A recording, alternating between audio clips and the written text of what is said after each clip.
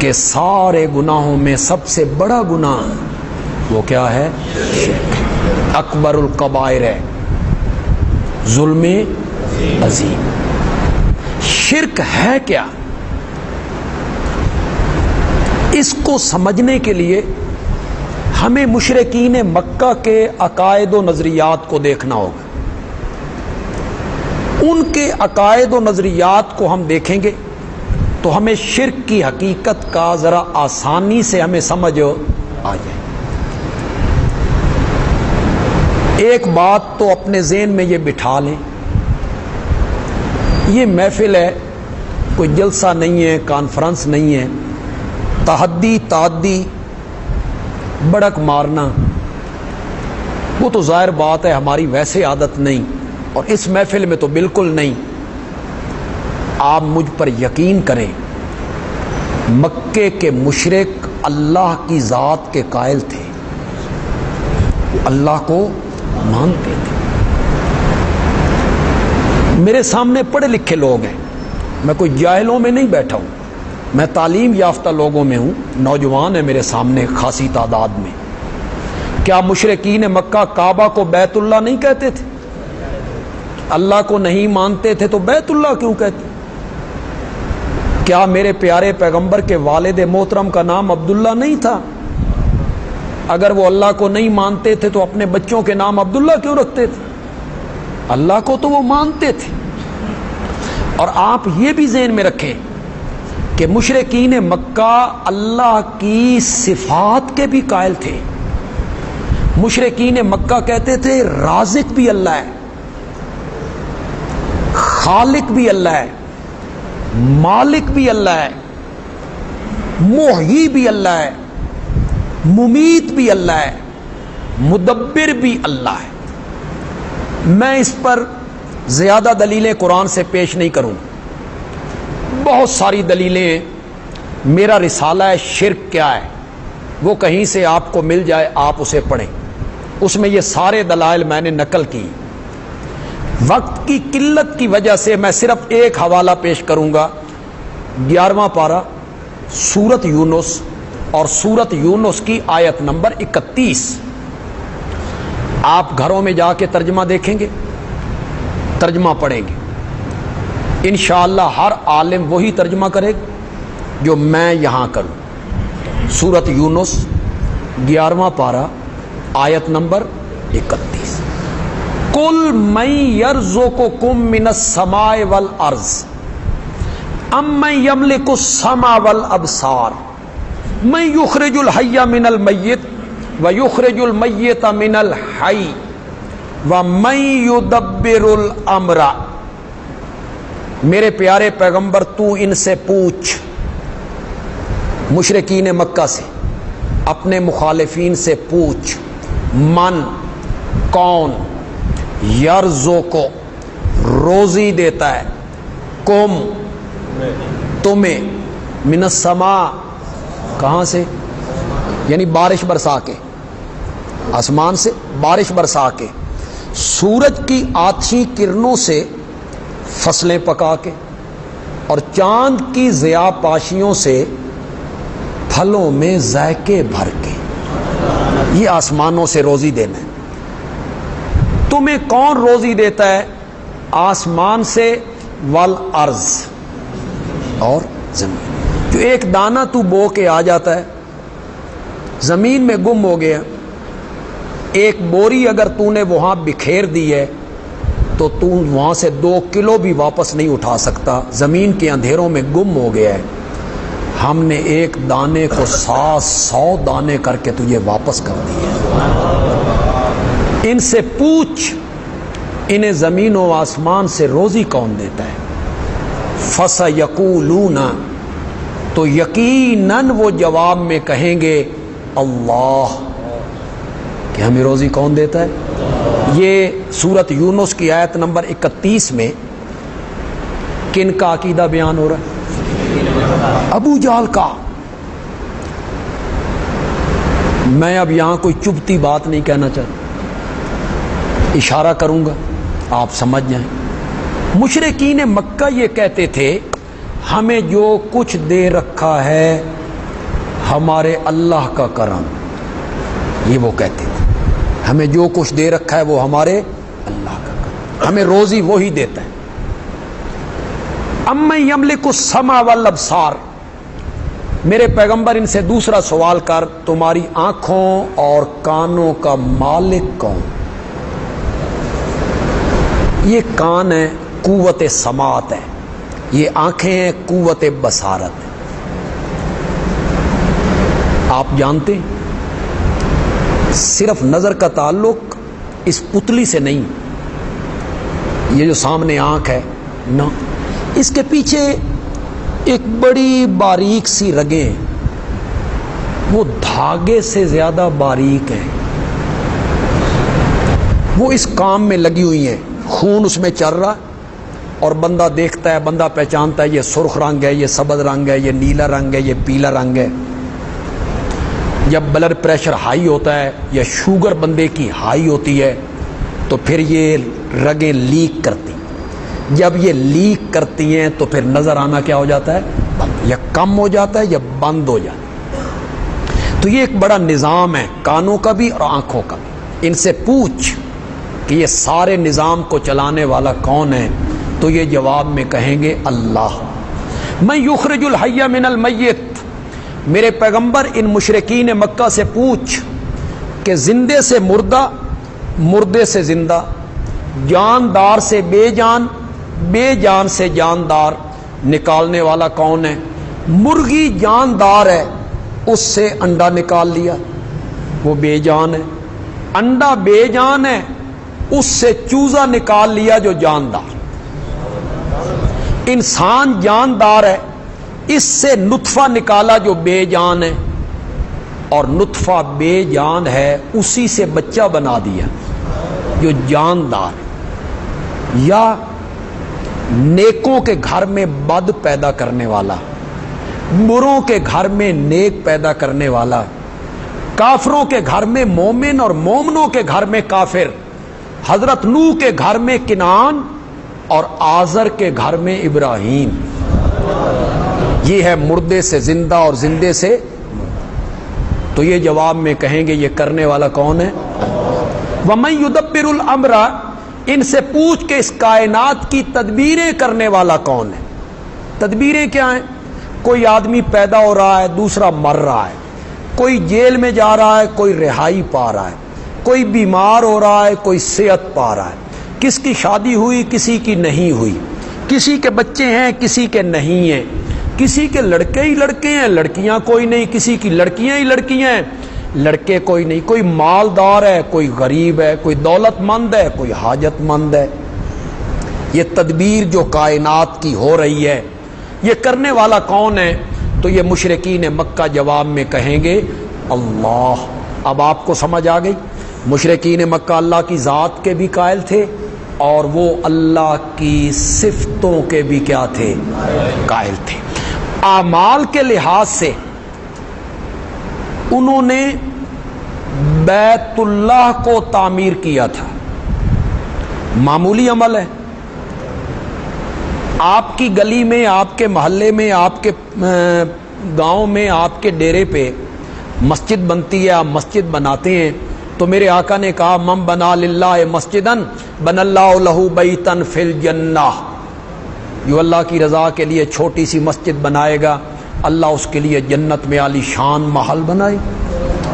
اور مشرکین مکہ نے کوئی عام مسجد نہیں بنائی، بیت اللہ تعمیر کیا، معمولی عمل ہے. آگے سنو، آپ حیران ہو جائیں گے. کچھ ہمارے نوجوان عزیزوں نے، بچوں نے اس سے پہلے کبھی یہ بات نہیں سنی ہوگی. انہوں نے چندے کی اپیل کی کہ چندہ دو بھائی، بیت اللہ بنانا ہے. چندہ تو ہم بھی مانگتے ہیں، مسجد بنانی ہے چندہ مانگ لیا، مدرسے کے لیے چندہ مانگ لیا، علماء مانگتے رہتے ہیں چندہ. انہوں نے چندہ مانگا کہ اللہ کا گھر بنانا ہے، چندہ دو.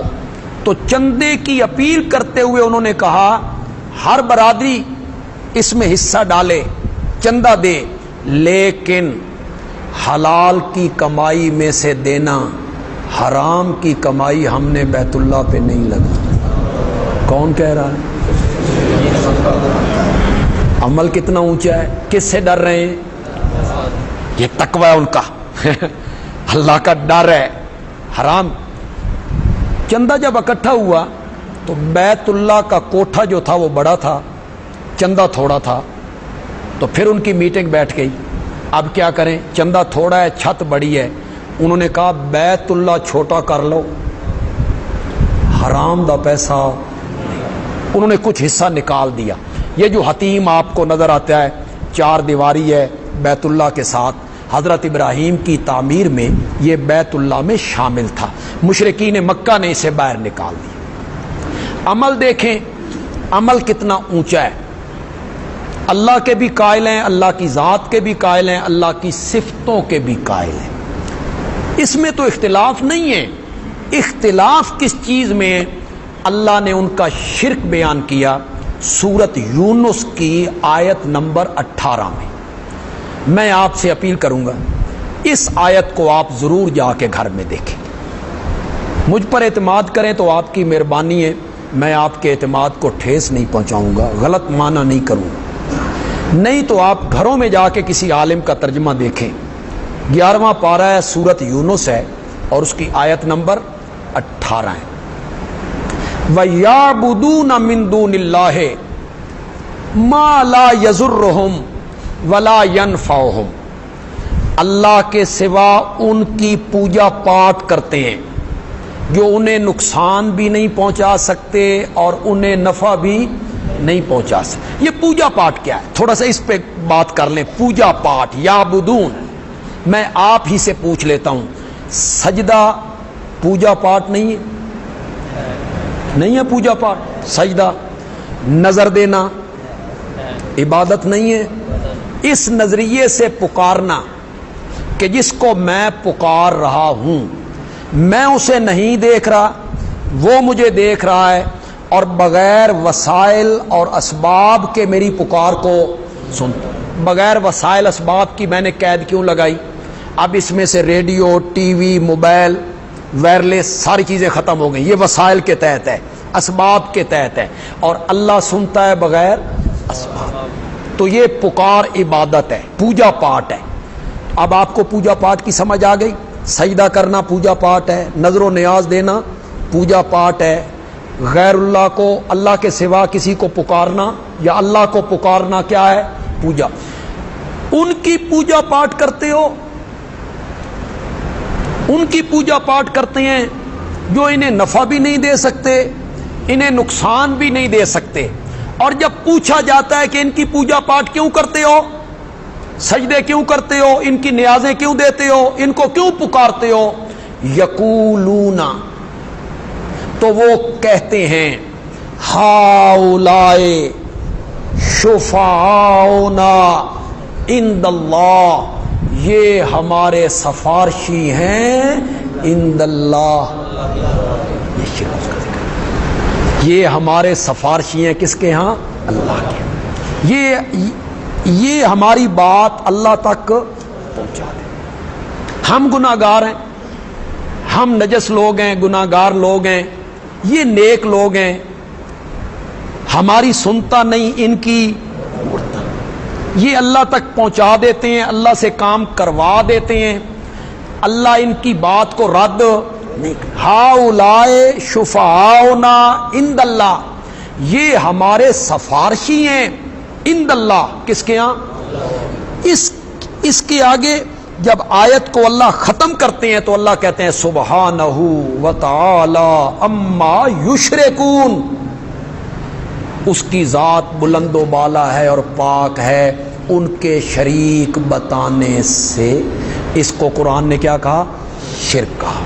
اس نظریے سے پکارنا, اس نظریے سے سجدہ کرنا, اس نظریے سے نظر و نیاز دینا کہ یہ ہمیں ہمارے سفارشی ہیں. یہ ایک حوالہ ہے. ایک حوالہ میں اور دوں گا آپ کو, سورۃ زمر ہے, اس کی آیت نمبر 3 ہے. یہ 23واں پارہ ہے, 23واں پارہ سورۃ زمر آیت نمبر 3. یہ جو لوگ نوٹ کر رہے ہیں وہ نوٹ کر رہے ہیں, جو لوگ نوٹ نہیں کر رہے ہیں وہ ہمارے فیس بک پہ آئیں گے, بندیالوی کہتا ہے بندیالوی, اس پہ آئیں گے تو یہ بیان انہیں اس فیس بک پر پیج پر انہیں مل جائے گا. یہاں سے وہ سن کر دوبارہ اسے نوٹ کر سکتے ہیں. ان آیتوں کے نمبر کو. سورہ زمر ہے اور سورہ زمر کی آیت نمبر 3 ہے. کیا کہتے ہیں مشرکین کہتے ہیں ما نعبدہم. اب اس آیت کو آپ غور سے سنیں گے، یہ ذرا اور بات کو کھول دے گی انشاءاللہ. اس کا ترجمہ آپ بھی آسانی کے ساتھ کریں گے اور بڑی بات کھل جائے گی. مشرکین کہتے ہیں ما نعبدہم، ہم ان کی پوجا پاٹ، سجدے، نیازیں، پکاریں صرف اس لیے کرتے ہیں لے یقربونا. ذرا یقربو کا معنی کرو. یقربو کا کیا معنی؟ نامنا، ہمیں نامنا. ہم ان کی پوجا پاٹ اس لیے کرتے ہیں کہ یہ ہمیں قریب کر دیتے ہیں اللہ. کس کی طرف؟ یہ مشرکین مکہ کا شرک بیان ہو رہا ہے سورت یونس میں اور پھر سورت زمر میں، کہ ہم ان کی پوجا پاٹ اس لیے کرتے ہیں کہ یہ ہمیں اللہ کے کیا کرتے ہیں؟ قریب کر دیتے ہیں. یہ اللہ سے ہمارے کام کروا دیتے ہیں، یہ ہمارے سفارشی ہیں. وقت کی چونکہ قلت بھی ہے اور ہم وقت کی پابندی بھی کرنا چاہتے ہیں، میں اس سلسلے میں ایک حوالہ اور آپ کے سامنے رکھوں گا. یہ سورت فاطر ہے جی. سورت فاطر کی آیت نمبر 14 ہے جی. یہ آپ گھروں میں جا کے پھر اسے پڑھیں گے. سورت فاطر آیت نمبر 14. والذین تدعون من دونہ ما یملکون من قطمیر. جن کو تم اللہ کے سوا پکارتے ہو حاجات میں اور مشکلات میں، ما یملکون من قطمیر، کھجور کی گٹھلی کے اوپر جو ایک باریک سا پردہ ہوتا ہے وہ اس پردے کے مالک بھی ہوتے ہیں. یہ اللہ تعالیٰ ان کی بے بسی کا ذکر کر رہا ہے. وہ کسی چیز کے مالک نہیں، وہ تو سب چیز چھوڑ کے اللہ کے پاس چلے گئے. یہ کھجور کی گٹھلی کے اوپر جو ایک باریک پردہ ہے، اگر آپ نے اس سے پہلے کبھی نہیں دیکھا تو اب آپ کھجور کھائیں گے تو اسے آپ نے ضرور دیکھنا ہے. وہ ایک نفیس سا باریک سا پردہ ہے، بے قیمت، اس کی کوئی قیمت نہیں ہے. کروڑ پردے بھی آپ اکٹھے کریں نا تو 100 روپے کے نہیں بکتے، کوئی اسے نہیں لیتا. 100 روپے کے بھی، کروڑ پردے بھی. لیکن اللہ نے اتنی حقیر چیز اور بے قیمت چیز یہ اللہ نے کھجور کی گٹھلی پر چڑھائی کیوں؟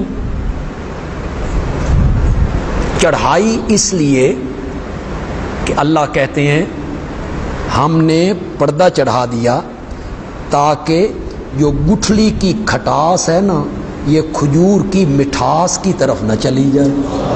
ہم نے روک لیا اسے، مٹھاس ادھر نہ آ جائے اور کھٹاس ادھر. ہم نے تو اس لیے چڑھا دیا.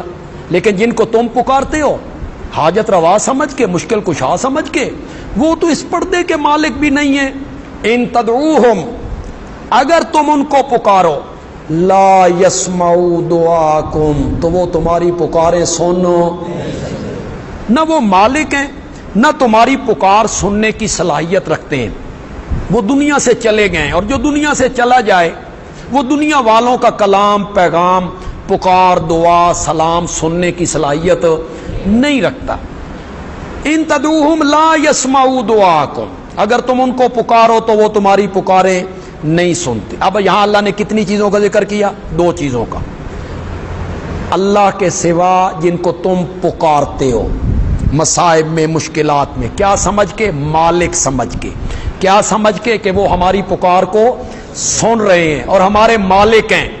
یہ اللہ نے اس کی نفی کر دی. نفی کرنے کے بعد اللہ کہتے ہیں جن کو تم پکار رہے ہو یوم القیامت یکفرون بشرککم، وہ قیامت کے دن تمہارے اس شرک کا کیا کر دیں گے؟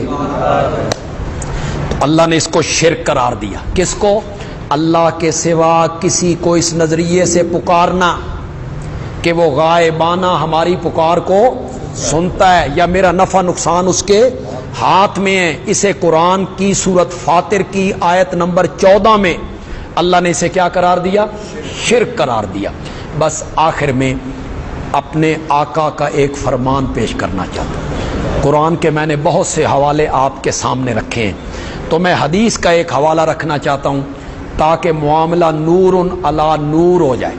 ہمارے اردو میں کہتے ہیں سونے پہ سہاگا، قرآن بھی ہو گیا، پھر میرے نبی کا فرمان بھی ہو گیا۔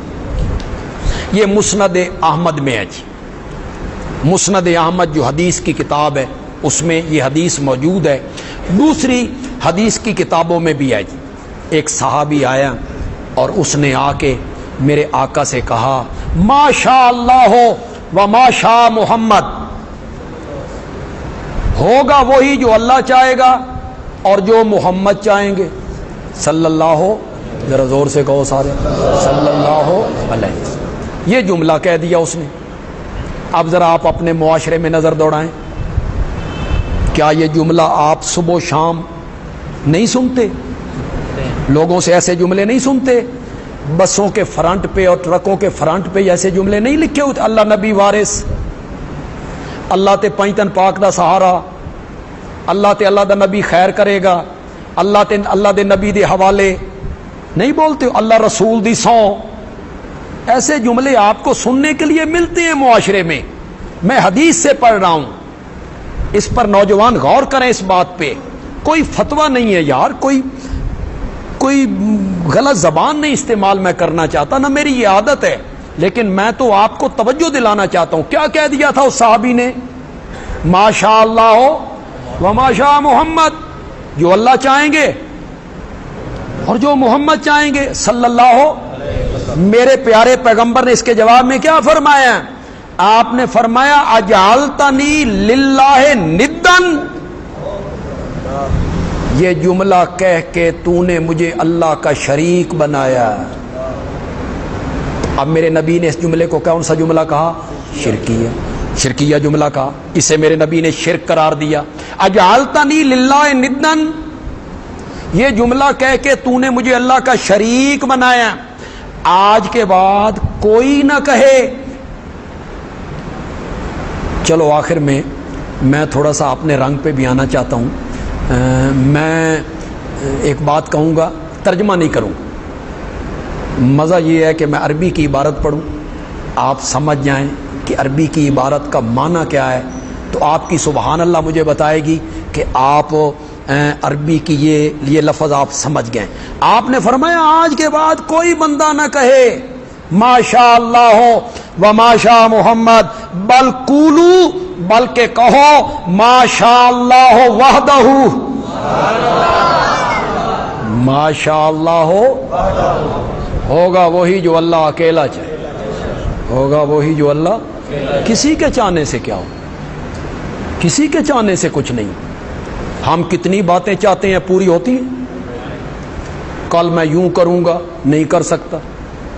حضرت علی رضی اللہ تعالیٰ عنہ کہتے ہیں عرفت ربی بفسخ العزائم، میں نے تو اپنے رب کو پہچانا ہی اپنے ارادوں کے ٹوٹنے سے ہے، میں نے تو اپنے رب کو پہچانا ہی اپنے ارادوں کے ٹوٹنے سے ہے، کہ میں علی، بہادر علی، دلیل علی، شجاع علی، فاتح خیبر علی، نبی پاک کا داماد علی، امیر المومنین علی، فوج میرے پاس، پولیس میرے پاس، بیت المال میرے پاس، قوت میرے پاس، طاقت میرے پاس، دبدبہ میرے پاس، میں کہتا ہوں کل یوں کروں گا، اور جب کل آتا ہے تو میں وہ کام نہیں کر سکتا، تو میں سمجھ جاتا ہوں کہ اوپر کوئی ہستی ہے، کہ کسی کے چاہنے سے کچھ نہیں ہوتا، ہوتا وہی ہے جو کون چاہتا ہے؟ اللہ چاہتا ہے۔ اللہ تعالیٰ عمل کی توفیق عطا فرمائے۔